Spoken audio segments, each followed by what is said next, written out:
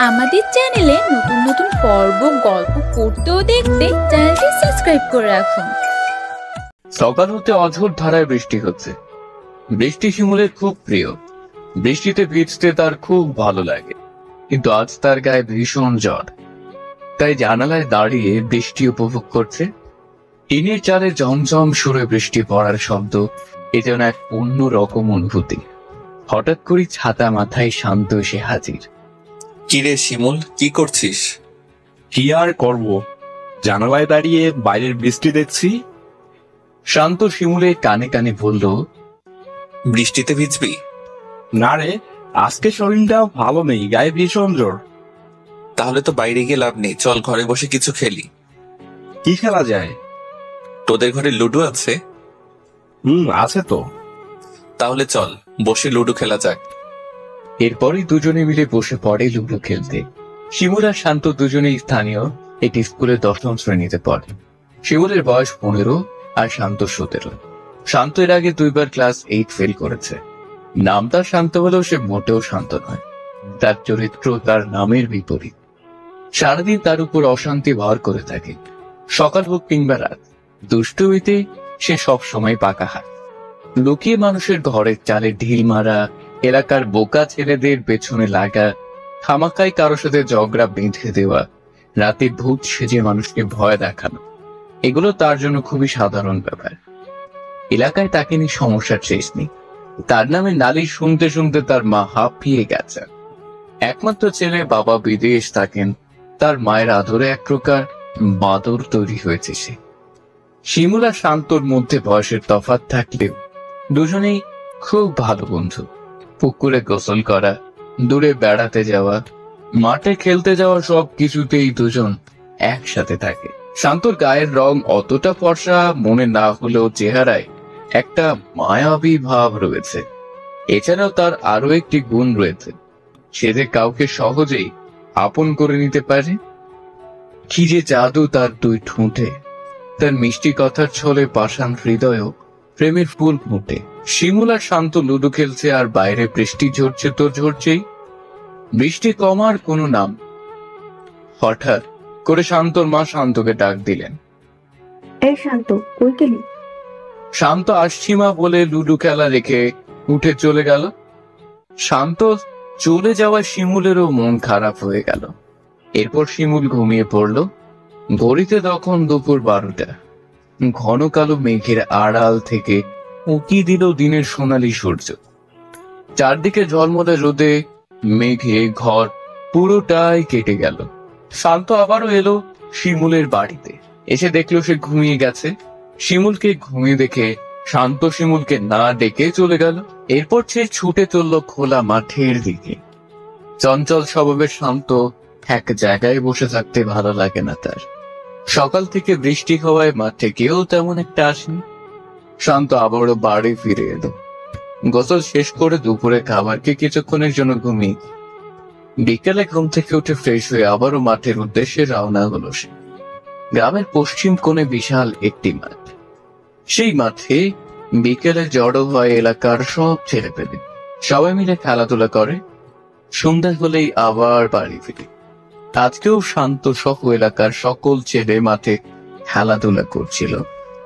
যখন সূর্য পশ্চিম আকাশের ঢলে পড়ল, চারদিক থেকে ভেসে এলো আল্লাহু আকবার সুরে আজানের ধ্বনি। বাকিরা যখন নেড়ে ফিরে আনন্দের গান গাইছিল, শান্তরা তখন খেলাধুলা বাদ দিয়ে যার যার ঘরের উদ্দেশ্যে রওনা। শান্ত সাকিবের সাথে সাকিবের বাড়িতে গেল, কারণ সে কিছু অঙ্ক বোঝেনি। সাকিব সেগুলো তাকে বুঝিয়ে দেবে। জনশূন্য এক বিশাল মাঠের উপর দিয়ে এঁকে বেঁকে চলে গেছে রাস্তা। রাস্তার দুধারে সবুজ ধানের ক্ষেত।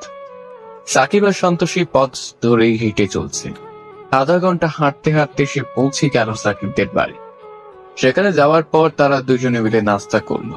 শান্ত মাকে ফোন করে জানিয়েছে যে সে সাকিবের বাড়িতে আছে, ফিরতে দেরি হবে।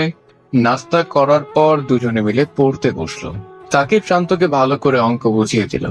এরপর শান্ত যখন বাসায় ফিরতে যাবে, তখনই সাকিবের মা তাকে থামিয়ে বললেন, এসেছো যখন রাতে খেয়ে যেও বাবা। সাকিবও তাকে অনেক জোড়াজোড়ি করতে লাগলো। তাদের কথা মতো শান্ত সাকিবের বাড়িতে গেল। রাতে খেয়ে দে যখন বাসায় ফিরবে তখন ঘড়িতে রাত 10টা। গ্রাম এলাকা, এখানে রাত 8টা মানে গভীর রাত, সেখানে রাত 10টা মানে তো নিশিরাতের সমান। সাকিন শান্তকে এগিয়ে দিতে চেয়েছিল, কিন্তু জবাবে শান্ত বলল, আমাকে এগিয়ে দিয়ে ফেরার পথে তুই তো কাপড় ভিজিয়ে দিবি, বাদ দিয়ে আমি একাই যেতে পারবো, আমার অভ্যাস আছে। এই বলে শান্ত সাকিবদের বাড়ি থেকে বেরিয়ে এলো। বিস্তীর্ণ মাঠের মধ্যে নির্জন রাস্তা দিয়ে একাই হেঁটে চলেছে শান্ত। রাতে নীরবতা ভেঙে চারদিক কটকট করছে শান্তর হেঁটে চলার শব্দ। মাঝে মধ্যে দূর থেকে শেয়ালের ডাক শোনা যাচ্ছে। হঠাৎ করেই গাছের বকডালে কি যেন নড়ে উঠল। শান্ত ভয় পেয়ে গেল। হাতে থাকা মোবাইলের ফ্ল্যাশ লাইট জ্বালিয়ে গাছের উপরের দিকে দেখতে লাগলো। না, কিছু নেই, হয়তো বাদর কোনো এক ডালে এসে বসেছিল। শান্ত আবার পথ চলতে শুরু করলো। নির্জন একা রাস্তা দিয়ে সে হেঁটে চলেছে। হঠাৎ মনে হলো তার সামনের দিক থেকে সাদা কাপড় পরা কেউ আসছে। অনেক দূরে হওয়ায় কিছু বোঝা যাচ্ছে না। মোবাইলের ফ্ল্যাশ লাইটের হালকা আলো সেই সাদা জামার উপর পড়ে জামাটি আকাশের তারার মতো মিটমিট করতে লাগলো। শান্ত সামনে এগিয়ে চলছে সামনের দিকে, আর সাদা কাপড় পরা লোকটিও তার দিকে এগিয়ে আসছে। কাছে আসার পর সে দেখতে পেল খুব সুন্দর চেহারার একটি মেয়ে। তার পাশ দিয়ে যাওয়ার সময় তাকে সালাম দিল। সেও সালামের জবাব দিল। শান্ত মনে মনে ভাবতে লাগলো, এত রাতে সুন্দরী মেয়ে একা কোথায় যাচ্ছে, ডেকে জিজ্ঞেস করব। মেয়েটির সাথে কথা বলার জন্য সে পেছন ফিরে তাকালো, কিন্তু এ কি, মাত্র কয়েক সেকেন্ডের ব্যবধানে মেয়েটি উধাও। আশপাশে কোনো বাড়ি নেই যে সেখানে মেয়েটি যাবে। তাহলে এত তাড়াতাড়ি মেয়েটি গেল কোথায়? শান্ত আর কিছু না ভেবে আবারও হাঁটতে লাগলো। খানিকক্ষণ পরেই একটা হাসির শব্দ, খুবই সুন্দর হাসির শব্দ। এত সুন্দর করে কে হাসি? শান্ত চারদিকে তাকায়, না, কাউকে দেখা যাচ্ছে না। হয়তো শোনার ভুল। শান্ত পথ চলতে শুরু করলো। আবারও সেই হাসি শব্দ। শান্ত দাঁড়ালো, সেই সাথে হাসিটাও থেমে গেল। না, শান্ত আর সাহস রাখতে পারছে না। সে দৌড়াতে শুরু করলো। বাড়িতে যখন ফিরলো তখন রাত 10টা 20 বাজে। শান্তর মা শান্তকে হাঁপাতে দেখে বললেন, কি রে, হাঁপাচ্ছিস কেন? শান্ত মাকে সব খুলে বলতে গিয়েও আবার থেমে গেল। খাওয়াখাই মা চিন্তা করবেন, তারপর বলল, না মা, তেমন কিছু না, বেশি রাত হয়ে যাচ্ছে দেখে দৌড়ে এসেছি, তাই একটু হাঁপিয়ে গেছি আর কি। শান্তর মা শান্তকে ভাত বেড়ে দিতে চেয়েছিলেন, তখন শান্ত বলল, মা, আমি সাকিবদের বাড়ি থেকে খেয়ে এসেছি। আর আমি তো তোর জন্য অপেক্ষা করছি, তুই এলে একসাথে খাবো বলে। কি আর করার ইচ্ছে না থাকা সত্ত্বেও মায়ের সাথে আবার খেতে বসলো। খাওয়া দাওয়া শেষ করে নিজের বিছানায় গিয়ে শুয়ে পড়লো সে। মাঝরাতে হঠাৎ ঘুম ভাঙলো শান্তর। পুরো ঘর জুড়ে মিষ্টি ফুলের গন্ধ। কেউ একজন তার মাথায় হাত বুলিয়ে দিচ্ছে। কে হতে পারে? মা। কিন্তু দরজা তো বন্ধ, মা কিভাবে এই ঘরে আসবে? শান্ত ভালো করে হাতে স্পর্শ বোঝার চেষ্টা করলো। নরম তুলতুলে একটি হাত, যতটা মনে হচ্ছে কম বয়সী কোনো এক মেয়ের হাত এটা। শান্ত উঠে বসলো। এরপর বিছানার ডান পাশে থাকা সুইচ বোর্ডের লাইটের সুইচ দিল। লাইট জ্বালানোর পর সে পুরোই অবাক হয়ে গেল। সেই সাথে অনেকটা ভয়ও পেল। ঘরে কেউ নেই। শান্ত বিছানা থেকে নেমে পুরো ঘর, বাথরুম, খাটের নিচ সব জায়গায় তন্ন তন্ন করে খুঁজল, কিন্তু কাউকেই পেল না। শান্তর মনের ভেতর একটা ভয় করছে। আস্তে আস্তে সে আবার বিছানায় উঠে লাইট অফ করে শুয়ে পড়ল। কিছুক্ষণ পর আবারও সেই হাতের ছোঁয়া। শান্ত ভালো করে বোঝার চেষ্টা করলো আসলে কারো হাত নাকি মনের ভুল।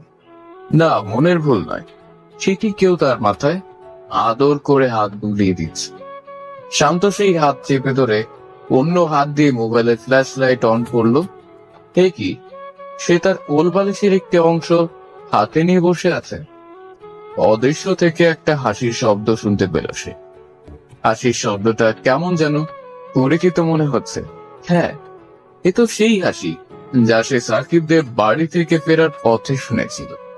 শান্ত মনে সাহস এনে বলল, কে কে হাসে? প্রশ্ন করার সাথে সাথে হাসির শব্দটা আরো বেড়ে গেল। শান্ত ভয়ে ভয়ে লাইটের সুইচ অন করলো। লাইট জ্বালানোর সাথে সাথেই হাসির শব্দটা থেমে গেল। শান্ত আবারও বলল, কে কে ওইখানে? কোনো আওয়াজ নেই। দীর্ঘক্ষণ শান্ত নীরবে বসে রইল। কিছুক্ষণ পর অদৃশ্য থেকে আওয়াজ এলো, আপনি ঘুমান, আমি চলে যাচ্ছি, কালকে আবার আসবো। কথাগুলো শুনে শান্ত কেঁপে উঠল আর আবার বলতে লাগলো, কে কে কথা বলে? না, কোনো শব্দ নেই। জানালার কাঁচ আপনা আপনি খুলে আবার বন্ধ হয়ে গেল। এটা দেখার সাথে সাথে শান্ত ভয় পেয়ে গেল। এতক্ষণ সে ফুলের সুবাস ছিল ঘরে, সেটাও এখন নেই। কোথাও যেন বিলীন হয়ে গেছে। শান্ত লাইট না নিভিয়ে শুয়ে পড়ল। এত বয়সে কোনোদিন পাইনি। মনে যা আসে তাই পড়তে পড়তে সে ঘুমিয়ে পড়ল। সকালে ঘুম থেকে উঠে শান্ত হাত মুখ ধুয়ে ফ্রেশ হয়ে নিজের রুমে গেল। এরপর তার মা তার জন্য নাস্তা নিয়ে এলেন। নাস্তা খেয়ে সে স্কুলের জন্য তৈরি হতে লাগলো। এর মধ্যে শিমুলও তাদের বাসায় এসে হাজির। স্কুলের পোশাক পরে তৈরি হওয়ার পর দুজনেই স্কুলের উদ্দেশ্যে রওনা হল। স্কুল তাদের বাড়ি থেকে বেশি দূরে নয়, হেঁটে যেতে 15 থেকে 20 মিনিট লাগে। দুজনে স্কুলে গিয়ে বন্ধুদের সাথে খেলাধুলা, হই হুল্লোড়, পড়ালেখা এসবের ফাঁকে শান্ত গত রাতের ঘটনা সম্পর্কে একদম ভুলে গেল। বিকেলে বাড়ি ফেরার পর খাওয়া দাওয়া শেষ করে আবারও সবাই গিয়ে মাঠে জড়ো হলো, খেলাধুলা করলো। সন্ধ্যা নামার সাথে সাথে যে যার ঘরে ফিরে চলে লাগলো। শিমুল আর শান্ত নিজেদের বাড়ির উদ্দেশ্যে রওনা হলো। ফেরার পথে শান্তর নাকে আবারও সেই টান লাগলো। শিমুল শান্তকে বলল, দেখছিস কোথাও কোনো ফুল ফুটেছে? কি মিষ্টি ঘ্রাণ বের হয়েছে। শান্ত শিমুলের কথায় সাই দিয়ে একটু মুচকি হাসলো। শান্ত জানে এই মিষ্টি সুবাস কোনো ফুল থেকে নয়, বরং কোন এক অশরীরী থেকে আসছে। দুজনে বাড়ি ফেরার পর শান্ত হাত মুখ ধুয়ে পড়তে বসলো। কিন্তু পড়ায় আজ মন বসছে না তার। কি হচ্ছে তার সাথে, কেনই বা হচ্ছে, এইসব নিয়ে সব ভাবতে লাগলো। দেখতে দেখতে ঘড়ির কাঁটা গিয়ে 9টা পৌঁছল। গ্রামের পরিবেশ, রাত 9টা মানে এখানে অনেক রাত। শান্তর মা ভাত বেড়ে শান্তকে ডাক দিলেন। শান্ত বইপত্র গুছিয়ে খাবার রুমে গেল।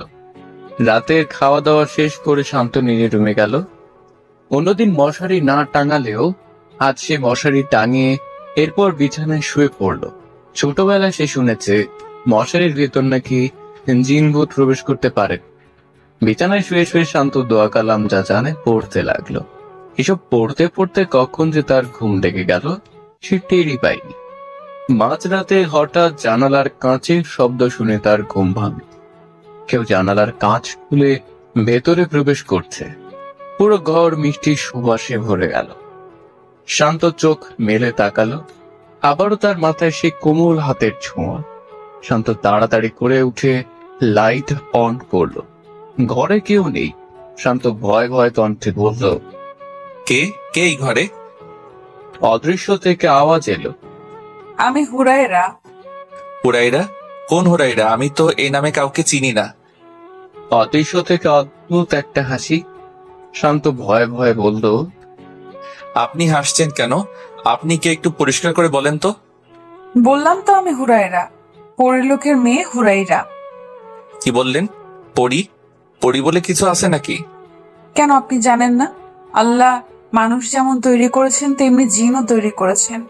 মেয়ে জিনদের পরি বলা হয়। এখানে কি চান? কি চাই মানে? আমি তো আপনার জন্যই এসেছি। সেদিন রাতে যখন আপনাকে দেখেছিলাম তখনই আপনাকে আমার ভালো লেগেছিল। সেদিন রাতে মানে? সেদিন রাতে মানে সেদিন রাতে, ওই যে যেদিন রাতে আপনি ভয়ে দৌড়ে এসেছিলেন। এরই মাঝে হঠাৎ করে শান্তর মা দরজার বাইরে থেকে বললেন, শান্ত, এই শান্ত, কার সাথে কথা বলিস এত রাতে? তুই আসনি এখনো? শান্তর মায়ের কণ্ঠ শোনার সাথে সাথেই জানালার কাঁচে শব্দ হলো। হয়তো হুরাইরা চলে গেছে। শান্ত বলল, না, মা সাকি ফোন করেছিল, তার সাথে কথা বলছিলাম। এত রাতে কিসের এত কথা? ঘুমা তাড়াতাড়ি। শান্ত লাইট বন্ধ করে আস্তে আস্তে শুয়ে পড়ে। বিছানায় শুয়ে শুয়ে সে ভাবতে লাগে, কে এই হুরাইরা? কেনই বা সে আমার পেছনে লেগেছে? পরীরা যদি কোনো মানুষকে পছন্দ করে ফেলে তবে তাকে কি করে? কথাগুলো ভাবতে ভাবতে সে ঘুমিয়ে পড়ল। সকালে ঘুম থেকে উঠে শান্ত নিজের বিছানার পাশে তরতাজা টাটকা একটি গোলাপ ফুল দেখতে পেল। দেখে মনে হচ্ছে এইমাত্র বাগান থেকে তুলে আনা হয়েছে গোলাপটি। হালকা গোলাপি রঙের উপর হলুদ রঙের ছাপ। কি যে মিষ্টি সুবাস! গোলাপ সে অনেক দেখেছে, কিন্তু এমন গোলাপ সে কোনোদিন দেখেনি। বিছানার পাশে গোলাপটি রেখে দাঁত ব্রাশ করে ফ্রেশ হয়ে স্কুলের জন্য তৈরি হলো সে। এরপর শিমুল আর শান্ত দুজনেই স্কুলের উদ্দেশ্যে রওনা হলো। চলার পথে শিমুল শান্তকে বলল, কি রে, তোর গা থেকে এত সুন্দর ঘ্রাণ বেরোচ্ছে? তোর বাবা বিদেশ থেকে কি পারফিউম পাঠিয়েছে নাকি? শান্ত প্রতিদিন সকালে গোসল করলেও আজ গোসল না করে চলে এসেছে, তাই ভাবলো তার গা থেকে হয়তো ঘামের গন্ধ বের হচ্ছে। সেটা নিয়ে মশকরা করে শিমুল এমন বলছে, তাই সে বলল, না রে, আজ সকালে গোসল করিনি তো, তাই হয়তো এখন দুর্গন্ধ করছে। আরে দুর্গন্ধ হতে যাবে কেন? এত অনেক সুন্দর ঘ্রাণ। তুই কি সত্যি কোনো পারফিউম ব্যবহার করিসনি? আরে সত্যি বলছি, আমি কোনো পারফিউম ব্যবহার করিনি। তাহলে তোর গা থেকে এমন সুন্দর ঘ্রাণ আসছে কেন? জানি না, বাদ দে তো এসব কথা। এবার স্কুলে চল, দেরি হয়ে যাচ্ছে। শিমুল মনে মনে ভাবলো শান্তকে হয়তো তার বাবা কোনো পারফিউম গিফট করেছেন, সেই কথা হয়তো শান্ত তার কাছে লুকোচ্ছে। এই কথা ভেবে শিমুল মনে মনে শান্তর উপর কিছুটা রাগ করল। স্কুলে যাওয়ার পর পুরো ক্লাস শান্তর গায়ের সুগন্ধে ভরপুর হয়ে উঠল। সবাই শান্তকে বলছে, কিরে, কোন ব্র্যান্ডের পারফিউম ব্যবহার করছিস? তোর পারফিউমের ঘ্রাণে পুরো স্কুল মহ করছে। ক্লাস শুরু হওয়ার পর শান্ত ব্যাগ থেকে বই বের করতে যাবে, ঠিক তখন তার হাতে কি যেন বিঁধল। শান্ত চট করে ব্যাগ থেকে হাত বের করে দেখলো তার হাত থেকে রক্ত ঝরছে। সে ব্যাগের ভিতরে তাকালো, সকালের সেই গোলাপ ফুলটি তার ব্যাগে। এই ফুলের কাঁটাই তার হাতে বিঁধেছে। শান্ত কিছুটা অবাক হলো, সে তো এই ফুল ব্যাগে রাখেনি, তাহলে কে রাখলো? ফুলে থাকা কাঁটার আঘাতে শান্তর হাত থেকে অঝোর ধারায় রক্ত ঝরছে, সেই সাথে তীব্র ব্যথাও হচ্ছে। মনে হচ্ছে কাঁটা নয়, যেন কোনো বিষাক্ত সাপ কামড় দিয়েছে। অনেক কষ্টে শান্ত স্কুলে ক্লাস করলো। হাতের ব্যথা ধীরে ধীরে বাড়তে থাকায় টিফিনের সময় ছুটি নিয়ে বাড়ি চলে এলো। নিজের রুমে গিয়ে ব্যাগ রাখতে যাবে, ঠিক তখনই দেখলো তার বিছানার পাশে গোলাপ ফুলটি পড়ে আছে। শান্ত তাড়াতাড়ি করে ব্যাগের চেইন খুলে দেখলো ব্যাগে গোলাপ নেই। শান্তর মাথায় কাজ করছে না, কি হচ্ছে তার সাথে এসব? মাথাটা কেমন ঝিনঝিন করছে। আস্তে আস্তে সে জ্ঞান হারিয়ে মাটিতে ডুবিয়ে পড়লো। এরপর শান্ত রুমে কিছু পড়ে যাওয়ার শব্দ শুনে শান্তর মা দৌড়ে শান্তর ঘরে গিয়ে দেখলেন শান্ত মাটিতে পড়ে আছে। গায়ে হাত দিয়ে দেখলেন তার শরীরে ভীষণ জ্বর। এমন অবস্থায় কি করবেন তার মাথায় কিছুই কাজ করছে না। এরপর তিনি রান্নাঘরে গিয়ে পানি এনে শান্তর চোখে মুখে ছিটিয়ে দিলেন। পানি দেওয়ার পর শান্তর জ্ঞান ফিরে এলো। এরপর শান্তর মা আস্তে আস্তে তাকে ধরে বিছানায় তুলে শুইয়ে দিলেন। শান্তর হাতের ব্যথায় কাতরাতে লাগলো। শান্তর মা নিজের রুমে গিয়ে মোবাইল হাতে নিয়ে গ্রাম্য বাজারের ডাক্তারকে ফোন করলেন। ডাক্তার এসে শান্তকে দেখে বললেন চিন্তার কোনো কারণ নেই, বৃষ্টিটা হয়তো ভিজেছিল তাই ঠান্ডা লেগেছে। এরপর তিনি কিছু ওষুধ লিখে দিয়ে বললেন কাউকে বাজারে পাঠিয়ে এগুলো যেন আনিয়ে নেয়। ডাক্তার চলে যাওয়ার পর শান্তর মা শিমুলের ছোট ভাই জাহিদকে ডেকে এনে টাকার ওষুধের স্লিপ দিয়ে ওষুধ আনার জন্য পাঠালেন। জাহিদ বাজার গিয়ে ডাক্তারের লিখে দেওয়া ওষুধগুলো নিয়ে এলেন। শান্তর মা শান্তকে কিছু ভাত খাইয়ে ওষুধ খাইয়ে দেন। ওষুধ খাওয়ার পর শান্ত ঘুমিয়ে পড়ল।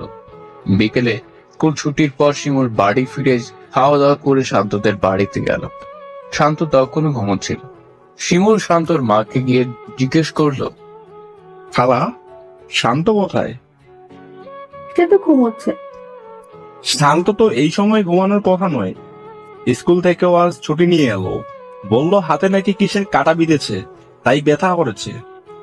হ্যাঁ রে বাবা, স্কুল থেকে ফেরার পর থেকেই তার ভীষণ জ্বর। কি বললেন? জ্বর? শিমুলার কোনো কথা না বলে সোজা শান্ত রুমে চলে গেল। শান্ত রুমের মধ্যে একটা চেনা ঘ্রাণ। হ্যাঁ, এটা তো শান্ত যে পারফিউম ব্যবহার করেছিল সেটার ঘ্রাণ। পরক্ষণে শিমুলের মনে পড়লো যে না, এটা পারফিউম নয়। সেদিন সন্ধ্যাবেলা মাঠ থেকে ফেরার পথে এই ঘ্রাণ পেয়েছিলাম। এটা ভেবে শিমুল গিয়ে শান্তর বেডের পাশে বসে শান্তর মাথায় হাত বুলালো। শিমুল শান্তর মাথায় হাত রাখে সাথে সাথেই তার ঘুম ভেঙে গেল। চোখ বন্ধ করে সে বলতে লাগলো, হুরাইডা, তুমি আবার এসেছো? কি চাও তুমি? তোমার দেওয়া ফুলের কাঁটা আমার হাতে বিঁধে অনেক ব্যথা করছে। শিমুল শান্তর মাথায় হাত বোলাতে বোলাতে বলল, কিরে শান্ত, কি আজে বাজে বকছিস? কে তোকে ফুল দিয়েছে? আর এই হুড়াইরা ইবাকে? শান্ত ঘুমের করে শিমুলের এইসব কথা কানে না নিয়ে বলল। তুমি চলে যাও হুড়াইরা। হঠাৎ করে শিমুল শান্তর বিছানার পাশে একটি গোলাপ পড়ে থাকতে দেখলো। অদ্ভুত ধরনের একটি গোলাপ। এমন গোলাপ শিমুল আগে কখনো দেখেনি। শিমুল গোলাপটি হাতে নিতে যাবে, এমন সময় শান্ত শিমুলের হাতে চেপে ধরে বলল, খবরদার, এটা হাতে নিস না। কথা বলতে বলতে শান্ত উঠে বসলো। শিমুল শান্তকে বলল, এটা হাতে নিলে কি হয়েছে? আমি হাতে নিব এটা। এই বলে যেই না শিমুল গোলাপের দিকে হাত বাড়াবে, তখনই শান্ত শিমুলের হাত অনেক জোরে চেপে ধরে অদ্ভুত মেরি কণ্ঠে বলল, বললাম না এটা হাতে নিবি না। এই বলে সে শিমুলকে এক হাত দিয়ে ধাক্কা দিল। ধাক্কাকে শিমুল বিছানা থেকে পড়ে গেল।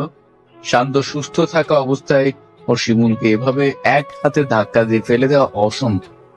শিমুল শান্তর দিকে ভালো করে তাকালো। তার চোখ দুটি লাল হয়ে আছে, চেহারায় ভাসছে ভয়ানক কিছু। শিমুল শান্তকে এমন অবস্থায় দেখে ভয় পেয়ে গেল। সে বুঝতে পারলো শান্ত মোটেই স্বাভাবিক নয়, তার উপর হয়তো কোনো দুষ্ট জিনের আসর আছে। শিমুল শান্তকে বলল, আচ্ছা, আমি চলে যাচ্ছি, তুই ঘুমা। শিমুল শান্তর মাকে এসব বলতে যাবে, তখনই মনে মনে ভাবলো, না থাক, এখন বলে লাভ নেই।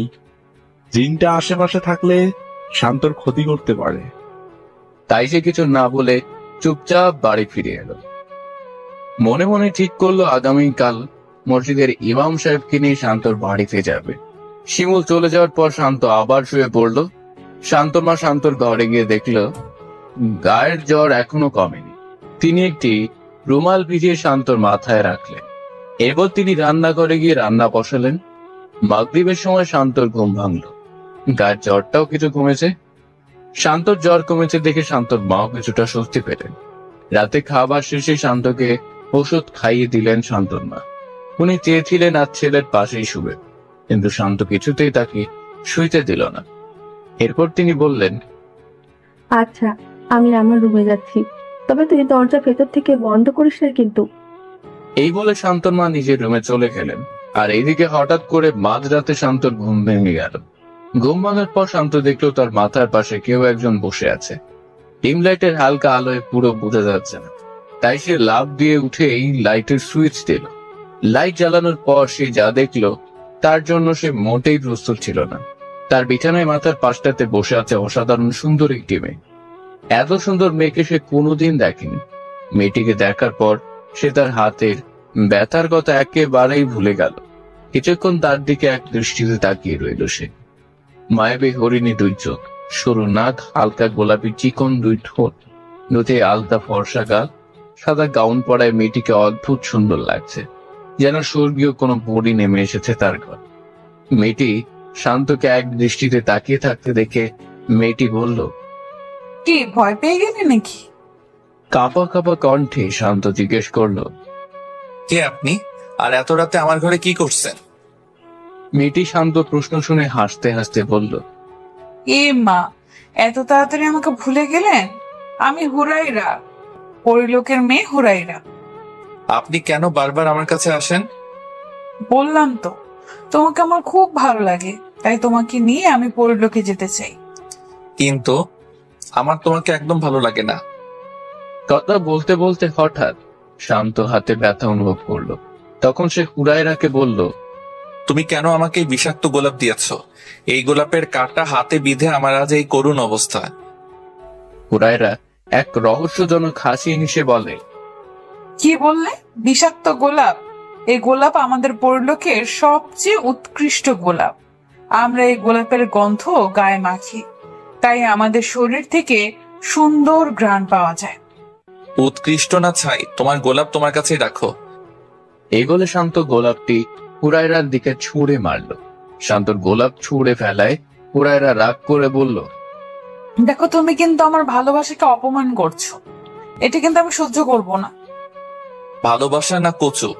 মানুষের সাথে পরীদের কোনো ভালোবাসার সম্পর্ক হতে পারে না। কেন পারে না? অবশ্যই পারে। আমাদের পরিলোকে এমন অনেক মানুষ আছে যাদেরকে পরীরা তুলে নিয়ে গেছে। আমিও তাদের যেদিন প্রথম দেখেছিলাম সেদিন চেয়েছিলাম তোমাকে তুলে নিতে। আমি তখন ওই গাছেই বসেছিলাম, কিন্তু গাছের থেকে যখন উড়াল দিলাম তখন গাছের ডালের শব্দ পেয়ে তুমি যখন উপরের দিকে লাইট ধরলে তখনই বুঝেছিলাম তুমি খুবই সাহসী। আর সাহসী লোকেদের পরলোকে নিয়ে যাওয়া মানে তাদের নির্ঘাত মৃত্যু। সেই কারণেই তোমাকে তুলে না নিয়ে ভাবলাম তোমাকে আস্তে আস্তে বুঝিয়ে নিয়ে যাব। অনেক হয়েছে, তুমি এখন যাও তো, আমার ভালো লাগছে না, আমি ঘুমাবো। আর তোমাকে তো আমি ভালোবাসিনি, তাহলে আমি কেন পরিলোকে যাব? তুমি আমাকে ভালোবেসেছো, তুমি পরিলোক ছেড়ে মর্তলোকে আসো।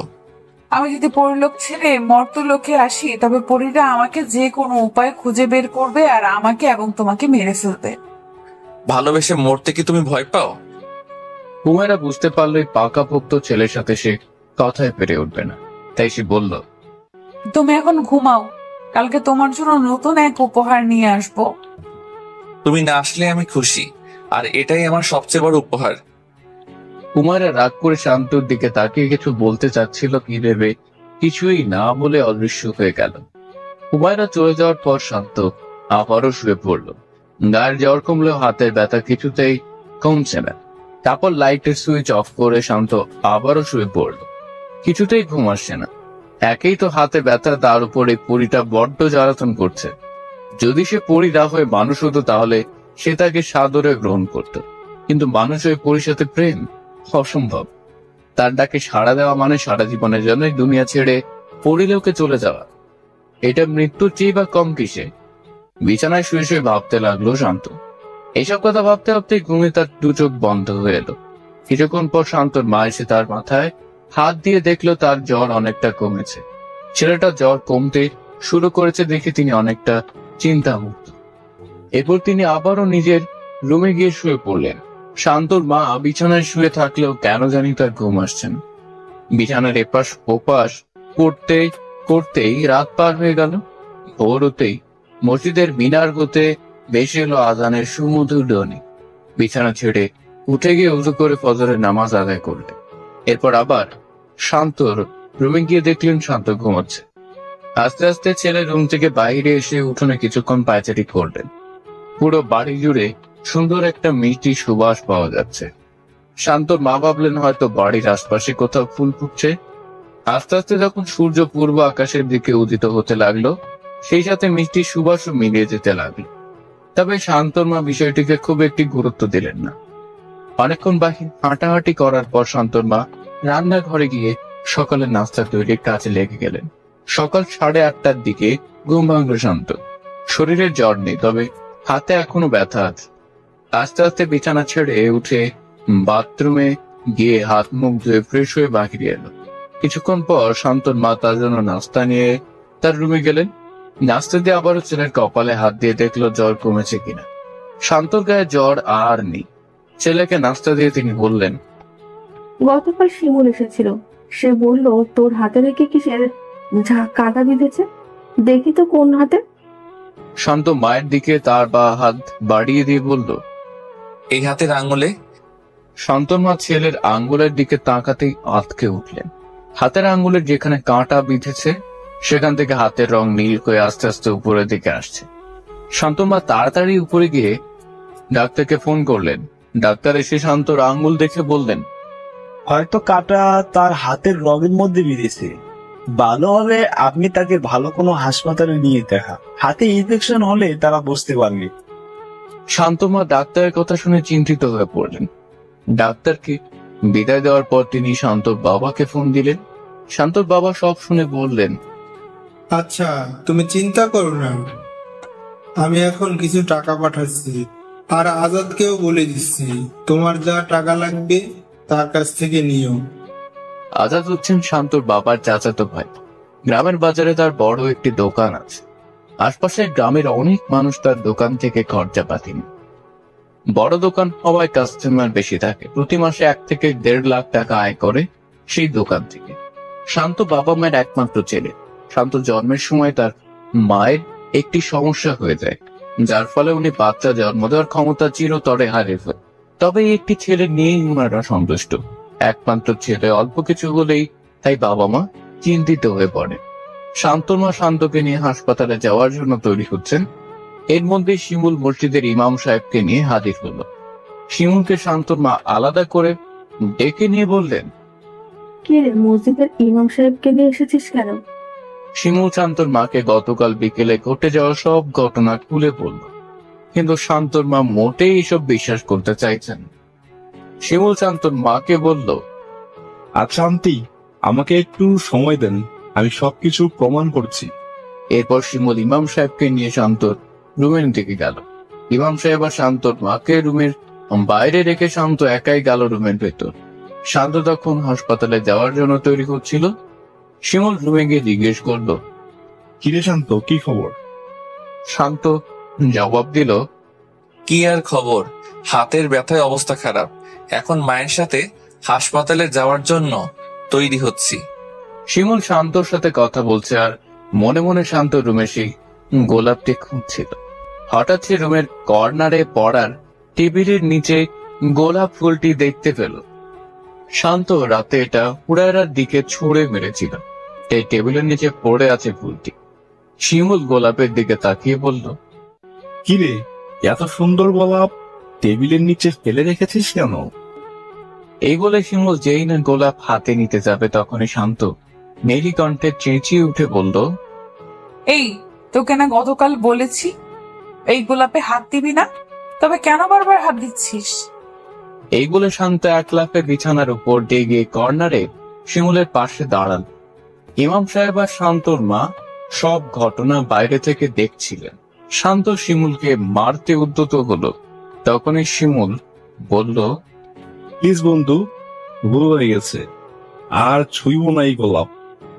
কিন্তু শান্ত কিছুতেই শান্ত হচ্ছিল না। অনেক কষ্টে শিমুল শান্তর হাত থেকে বেঁচে বাইরে বেরিয়ে এলো। এরপর ইমাম সাহেব আর শান্তর মাকে নিয়ে তারা অন্য কামরায় চলে গেল। ইমাম সাহেব বললেন, দেখো, শান্তর যে অবস্থা দেখলাম তাতে আমার ধরার কিছু করা সম্ভব নয়। ভালো একজন দিন সাধকই পারবেন শান্তকে এই ছায়া থেকে বাঁচাতে। শান্তর মা বললেন, কিন্তু জিন সাধক কোথায় পাবো? ইমাম সাহেব বললেন, আমার জানাশোনা একজন দিন সাধক আছেন, আমি তার নাম্বার দিচ্ছি। আপনারা আজকের মধ্যেই তাকে নিয়ে আসার চেষ্টা করেন। এরপর ইমাম সাহেব সেই জিন সাধকের নাম্বার দিয়ে শান্তদের বাড়ি থেকে বিদায় নিন। ইমাম সাহেব চলে যাওয়ার পর শান্তর মা ইমাম সাহেবের দেওয়া নাম্বারে ফোন দিয়ে কথা বলেন। সবকিছু শুনে উনি শান্তর মায়ের কাছ থেকে তাদের বাড়ির ঠিকানা নিয়ে বিকেলে আসার আশ্বাস দিলেন।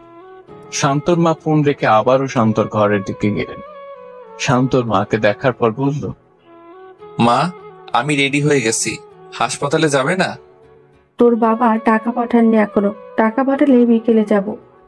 এই বলে তিনি আবারও ছেলের হাতের আঙুলের দিকে তাকালেন।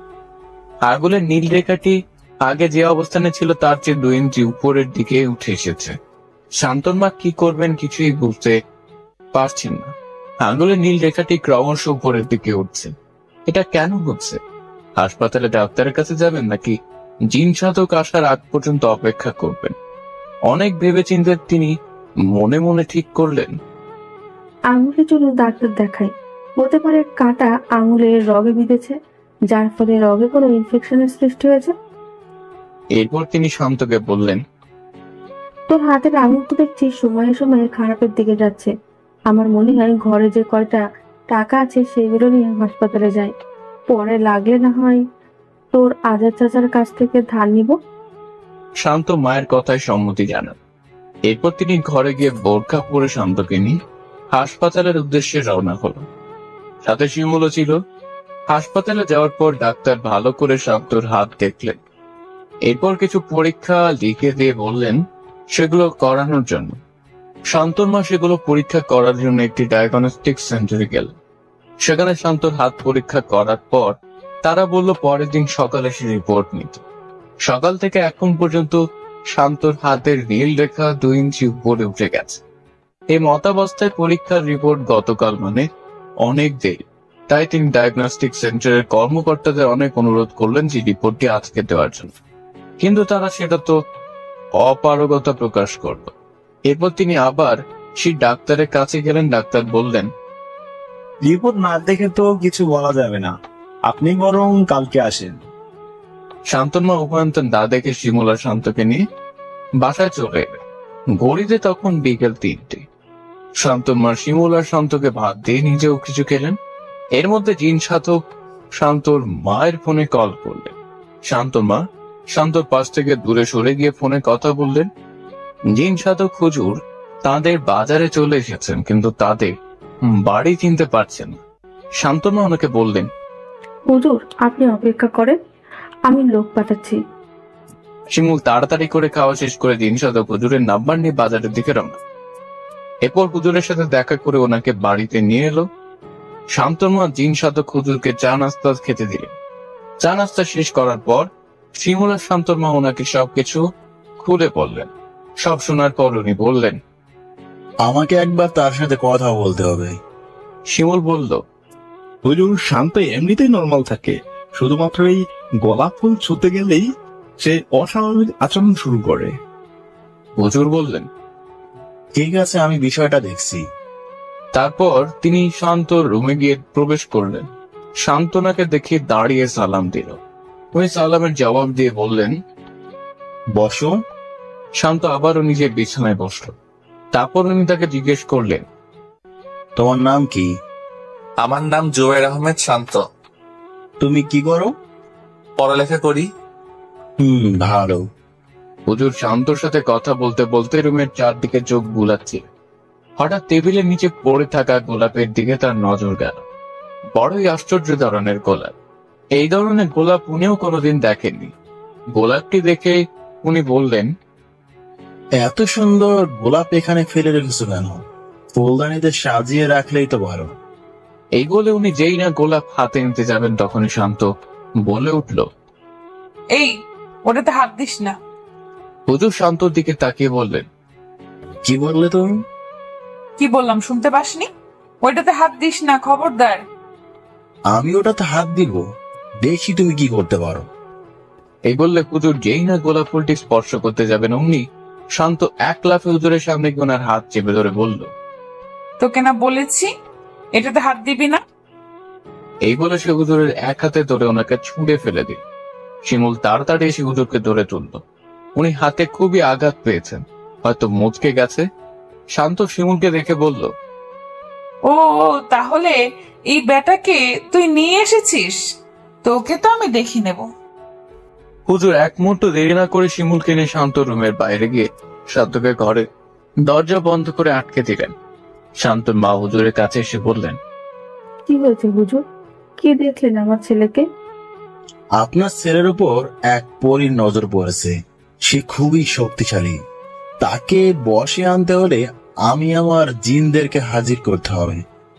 শান্তর মা বললেন, তো হাজির করেন, আমার ছেলেকে যেভাবেই হোক ওই পরীর কবল থেকে মুক্ত করেন। হুজুর বললেন, এখন সম্ভব নয়, মাগরিবের পর জিনদের হাজির করতে হবে। তাই আমাদের মাগরিব পর্যন্ত অপেক্ষা করতে হবে। ঠিক তখনই মসজিদের মাইক হতে আসরের আজানের সুর ভেসে এলো। হুজুর তাদের কাছ থেকে বিদায় নিয়ে আসরের নামাজে গেলেন। যাওয়ার সময় বলে গেলেন, শান্তর দরজার পাশে কেউ যেন না যায়, দরজাটা যেন বন্ধ থাকে। আসরের নামাজ আদায় করে জিন সাধক হুজুর শান্তদের বাড়িতে ফিরে এলেন। শান্তর মা হুজুরকে আলাদা একটি রুমে বিশ্রামের সুযোগ করে দিল। এদিকে শান্ত দরজা খুলে দেওয়ার জন্য খুবই চিৎকার করছে। শান্তর মায়ের মন চাইছে ছেলেকে দরজা খুলে দিতে, কিন্তু হুজুরের কড়া নির্দেশ উনি না বলার আগ পর্যন্ত দরজা খোলা যাবে না। শিমুল শান্তদের বারান্দার একপাশে বসে মোবাইল টিপছে। সবাই অপেক্ষায় আছে কখন মাগরিবের আজান হবে। শান্তর মা হুজুরের জন্য সামান্য নুডলস আর হালকা কিছু নাস্তার ব্যবস্থা করলেন। এরপর শিমুলকে ডেকে সেগুলো হুজুরের রুমে পাঠিয়ে দিলেন। হুজুর তখন দু চোখ বন্ধ করে তাজবীহ পড়ছিলেন আর কি যেন ভাবছিলেন। শিমুল ডাক দিতে উনি কিছুটা কেঁপে উঠলেন। শিমুল হুজুরের দিকে নাস্তা এগিয়ে দিয়ে বলল, হুজুর খালা পাঠিয়েছেন এগুলো। হুজুর একটু আবেগ মাখা কণ্ঠে বললেন, এত কষ্ট করে এগুলো তৈরি করার কি দরকার ছিল? এরপর তিনি হাত বাড়িয়ে নাস্তাগুলো নিয়ে খেতে লাগলেন। শিমুল হুজুরের রুমের বাইরে চলে গেল। অন্যদিন বিকেলের সময়টা তাড়াতাড়ি চলে গেলেও আজকে যেন শিমুলের কাছে এই ঘটনাটাকে অনেক লম্বা মনে হচ্ছে। অবশেষে সবার অপেক্ষার প্রহরের অবসান ঘটিয়ে মসজিদের মিনার হতে ভেসে এলো আল্লাহু আকবার ধ্বনি। জিন সাধক হুজুর আস্তে আস্তে রওনা হলেন মসজিদের দিকে। মাগরিবের নামাজ আদায় করার পর তিনি আবারও শান্তদের বাড়িতে এলেন। এরপর তিনি শান্তদের ঘরে বসে সমস্ত বাতি নিভিয়ে দিতে বললেন। শান্তমা হুজুরের কথা মতো ঘরের সমস্ত বাতি নিভিয়ে দিলেন।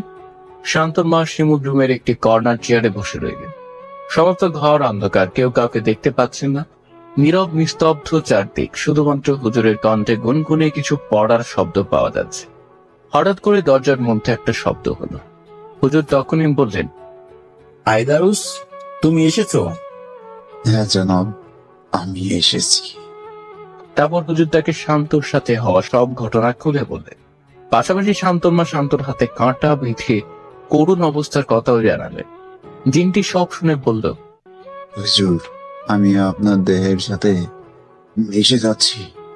তারপর আপনি শান্তর ঘরে যাবেন, গিয়ে তার সাথে কথা বলবেন। আমি আপনার মধ্যে থেকেই সবকিছু পরখ করব। এরপর জিন আয়দারুস হুজুরের দেহের সাথে মিশে গেল। হুজুর বললেন, ঘরের বাতিগুলো জ্বালা। হুজুরের কথা মতো শান্তমা ঘরের বাতি জ্বালালেন।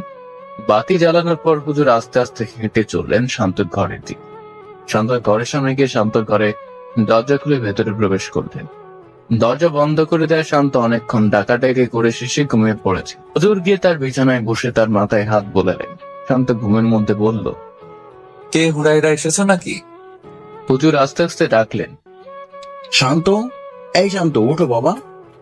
শান্ত চোখ খুলে তাকাল। হুজুরকে দেখে সে উঠে বসে হুজুরকে সালাম দিল।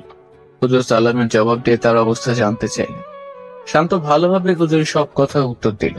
হুজুর বুঝতে পারলেন শান্ত এমনিতে নর্মাল থাকে, তবে গোলাপটি স্পর্শ করতে গেলে তার উপর পড়ে এসে ভর করে। তাই তিনি শিমুলকে ইশারা দিলেন গোলাপটি স্পর্শ করার জন্য। শিমুল হুজুরের কথা যেই না গোলাপ স্পর্শ করতে যাবে তখনই শান্ত বলে উঠল, এই, তোকে না কতবার বলেছি এই গোলাপ স্পর্শ করবি না। শিমুল ভয় পেয়ে গোলাপে আর হাত দিল না।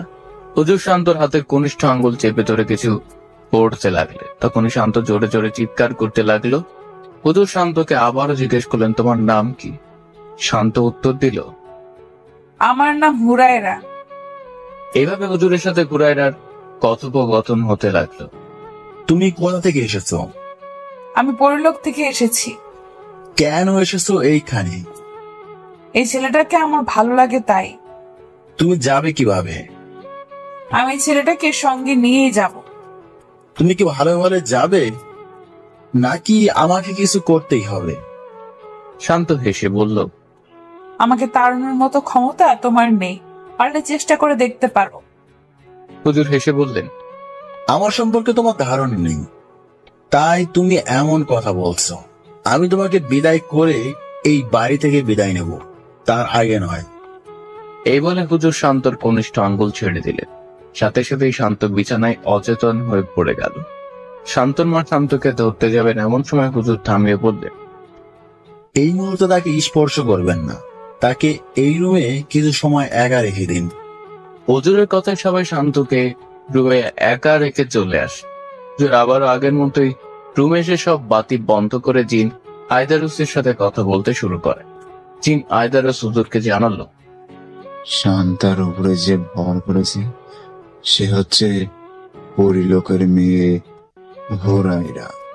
পরিরা সাধারণত যাকে পছন্দ করে তাকে উঠে নিয়ে যায় এবং পরিলোকে তাদের গোলাম করে রাখে। তাদের অবস্থা এমন হয় যে তারা বাঁচা আর মরার মাঝখানে ঝুলতে থাকে, এক এক সীমাহীন কষ্ট। আয়দারুসের কথায় হুজুর তাকে প্রশ্ন করলেন, যদি তাই হয়ে থাকে তাহলে হুরায়রা কেন শান্তকে এখন পর্যন্ত তুলে নিয়ে যায়নি? কারণ শান্ত হচ্ছে খুবই সাহসী একটি ছেলে, আর অতি সাহসী কাউকে পরিলোকে সহ্য করা হয় না, তারা তাদের মেরে ফেলে। আর তাই হুরায়রা চাচ্ছে শান্তকে অন্যভাবে পরিলোকে নিয়ে যেতে।